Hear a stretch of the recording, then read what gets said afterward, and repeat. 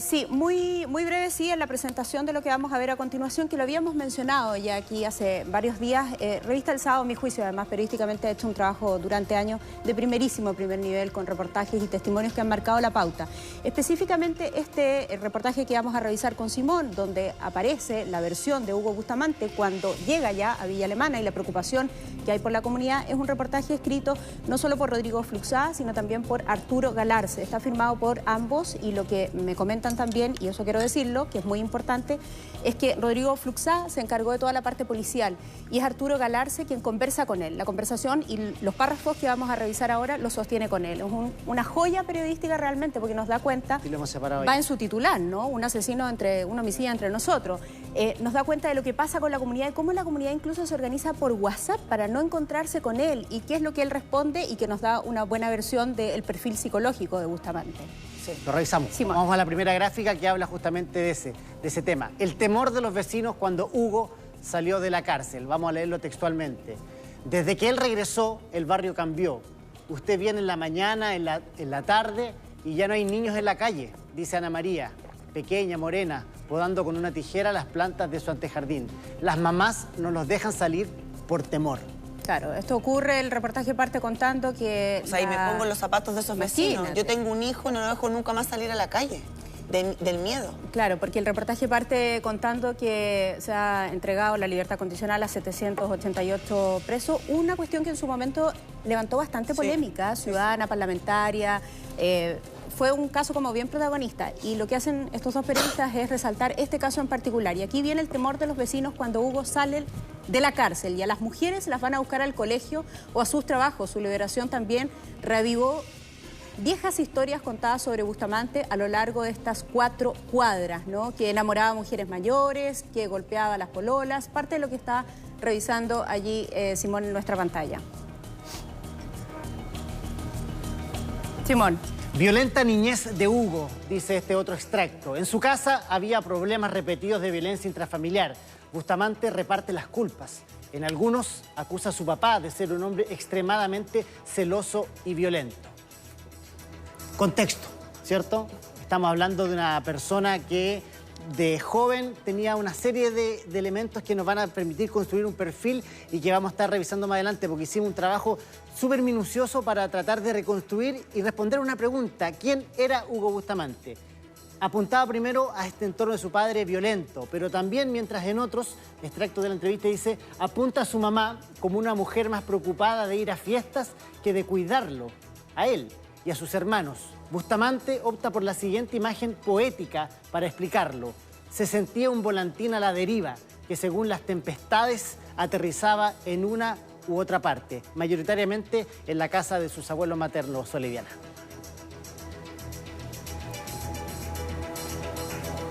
Esta era parte de su perfil. Miren acá la pregunta que le hace el periodista. ¿Sabe que se organizan sus vecinos para evitarlo? ¿Cuál es la respuesta de él, Simón? Esta parte no la sabía, dice Hugo.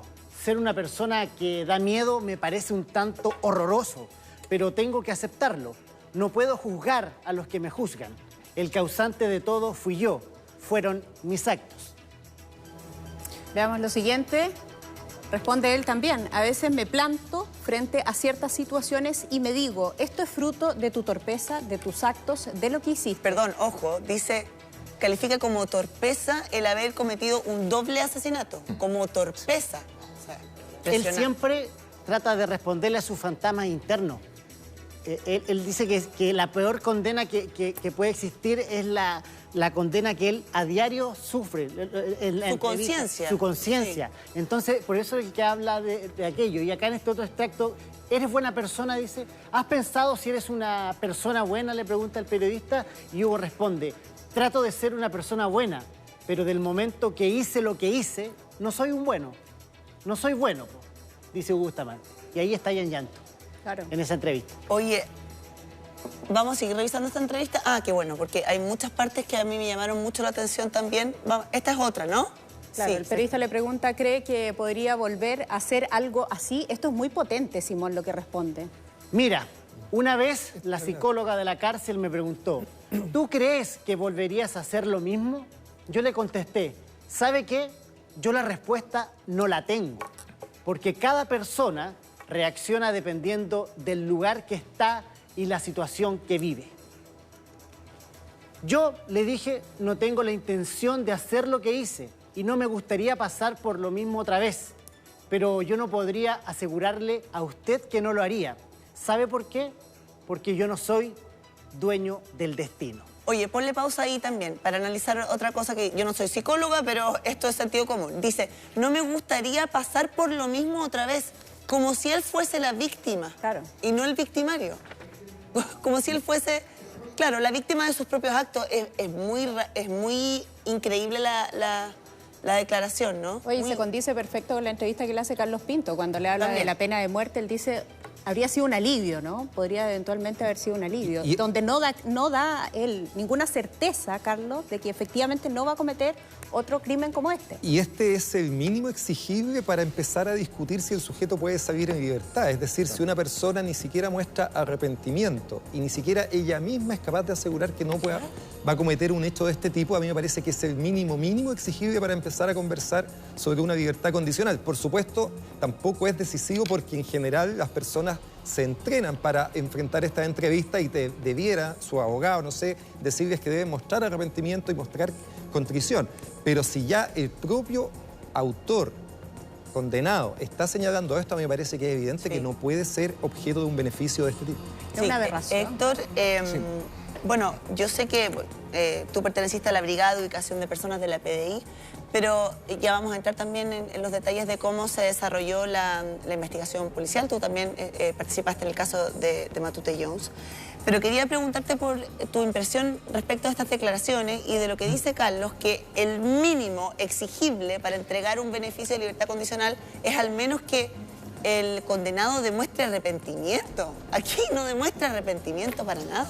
Mira, primero, yo trabajé muchos años en la Brigada de Homicidio, antes de ser jefe de la abrigo, alrededor de 25 años. En eso fue más de 25 años. Me topé con algunos psicópatas. El problema que hay aquí es que este es un psicópata nato y un psicópata asesino, porque psicópatas hay muchos, pero tiene una característica que es un psicópata asesino. Aquí el problema está en que se aplica un criterio general pensando lo que siempre la ley atribuye, que las leyes están hechas para las personas normales, pero no para este tipo de sujetos. Entonces, aquí se tiene que aplicar criterios particulares en relación específicamente a este tipo de sujetos. Estos sujetos no pueden quedar nunca libres, porque siempre van a volver a cometer este mismo tipo de delito. ¿En qué ves tú que él es un psicópata nato, como tú lo calificas? Las expresiones. Uno se puede dar cuenta cuando entrevista, por ejemplo, a las personas, porque en su lenguaje la misma psicopatía los hace tener estas características de desconexión afectiva con las personas. Falta de empatía. Totalmente. De desprecio por la vida. En general, si tú vas analizando ciertas palabras que él va señalando, demuestran una desconexión total. Estuve ayer viendo la declaración que dio a Carlos Pinto. El tipo no siente ningún afecto y no hace ninguna mención a un sentimiento con respecto a las dos personas que mató el año 2005. De dolor, de arrepentimiento, de algo. Nada, es en plano, todo caso, Héctor, ¿el plano. tratarlo como psicópata no lo exculpa en cierta forma? No, porque se piensa que tal vez la psicopatía, cuando se tenga mayor conocimiento cómo se genera, ya hay estudios bastante avanzados respecto a eso, a lo mejor podría tener, con el tiempo, cuando se conozca el fenómeno que lo produce, una pena distintiva. Pero, ojo, siempre la persona que es psicópata tiene que quedar recluido. Ya, es que ahí está el Es que punto ¿saben por qué les importante? ponía ese punto? Porque ayer Carlos Pinto de esto decía, no lo traten como psicópata, porque finalmente esto como que lo exculpa, es decir, bueno, es un psicópata, lo hizo porque es un psicópata, entonces como que lo deja un poco libre de responsabilidades. Cuando es una persona, Carlos, uno entiende que así debe juzgar la ley, ¿no? que independiente de si tenga una psicopatía o no, es una persona que debe responder por sus actos. Todos vivimos en sociedad y debemos comportarnos Es que él actúa con plena conciencia. Actúa con plena conciencia. Es que son cosas distintas. Yo creo que sea psicópata y que actúe con plena conciencia son cosas distintas. El punto tuyo, Héctor, es súper relevante, que una persona con psicopatía no debiera tener el beneficio de libertad. O sea, asesino, porque psicópata hay muchos. O sea, quiero decir, asesino que tenga rasgos psicopáticos. ¿Qué opinas tú de eso, Carlos? Es muy importante lo que dices porque efectivamente la psicopatía no exculpa de responsabilidad. Obviamente hay personas que pueden ser inimputables por desórdenes mentales graves y es importante en este caso porque eso fue parte de lo que se discutió en el primer juicio. En el juicio en que se condena por los primeros homicidios en Villa Alemana, la defensa esgrimió como defensa imputabilidad o imputabilidad disminuida del artículo 11, número 1 del Código Penal. Y eso fue rechazado por el tribunal, en parte por lo que está diciendo Héctor. Es decir, estamos ante una persona con características psicopáticas que básicamente dice relación con no tener empatía por el sufrimiento del otro, consideración por lo que le pasa al otro en general. Esa forma parte de la psicopatía. Pero para nada le impide tener conciencia de la maldad y la gravedad de sus actos. Y por lo tanto puede ser plenamente O sea, en este caso condenado. al revés. Sus rasgos psicopáticos habrían hecho indispensable que permaneciera en la cárcel, que no saliera libre. Claro, probablemente es una condición donde uno debiera tener mucho más ojo para poder dar una libertad en su momento. Estaba revisando aquí porque en el reportaje de la revista El Sábado también hablan de informes psicológicos que hablan de lo mismo, ¿cierto? De que tenía una psicopatía grave. Simón, vamos a revisar más frases, más extractos de ese reportaje en la revista El Sábado. Que nos vayan diciendo, porque a ver, esto es muy importante. Este relato entrega varias luces y acá nos van a poder ayudar para construir y en el fondo responder una pregunta. ¿Quién era o quién es Hugo Bustamante? Su relato del doble homicidio en el año 2005, referencia hace un ratito acá atrás nuestro entrevistado. Según él mismo relató, comenzaron a discutir encima de la cama. Bustamante la tomó del cuello, comenzó a golpearla a su pareja con un bate. Kenito, que era el hijo de esta mujer, escuchó los gritos y fue a ver lo que pasaba. Bustamante, con el brazo que le quedó libre, lo estranguló.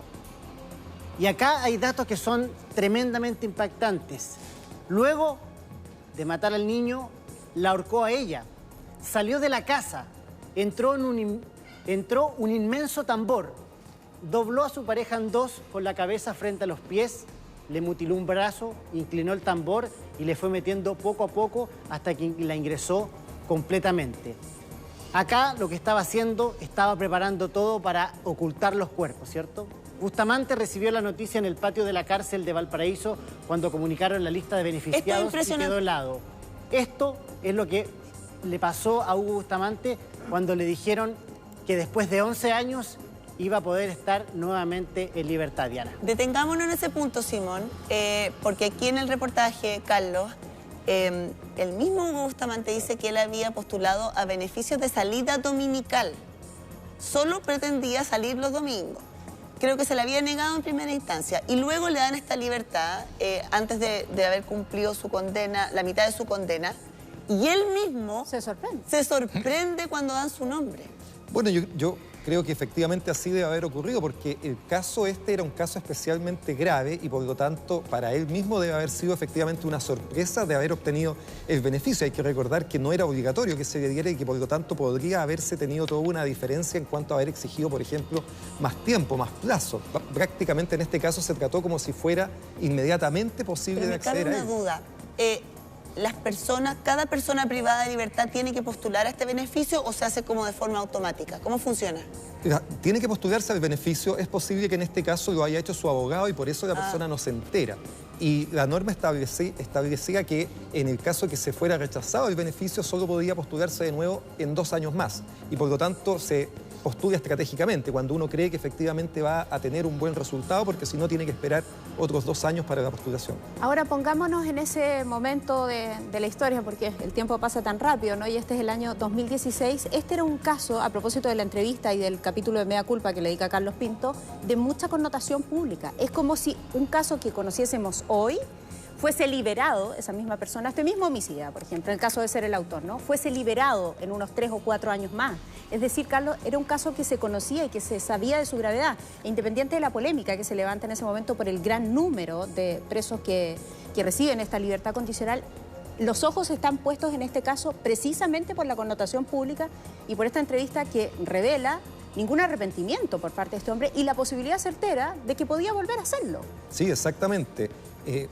El número de casos que se examina es muy alto, pero siempre hay casos más relevantes. Y bueno, ya el nombre del delito por el cual está siendo condenado, que es un doble homicidio, te da luces de que debe ser examinado con mucha mayor profundidad. Y es que lo que dice la Sole de lo de la connotación pública es que era de público conocimiento. La mayoría de la gente había visto la entrevista de Mea Culpa.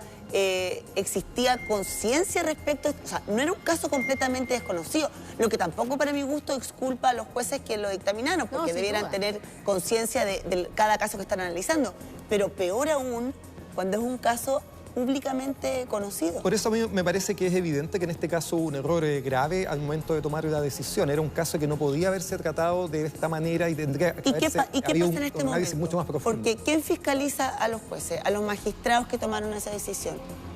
¿No les pasa nada? ¿Se les podría sancionar, efectivamente? Yo diría que por una forma como fallaron, no es posible hacerlo. Hay que recordar que hasta el año 2012 había una intervención también del Ministerio de Justicia en la concesión de estos beneficios. El Ceremi de Justicia también participaba y podía entonces rechazar cuando habían sido aprobados. Esa modificación se hace en el 2012, se elimina la intervención del Ministerio y luego la última modificación, yo diría, se hace a partir de casos como esto y también de algunas concesiones de libertad condicional que se hicieron en casos de violación a los derechos humanos. No sé si lo recuerdan que hubo cierta polémica, incluso luego una acusación constitucional en contra de ministros de la Corte Suprema.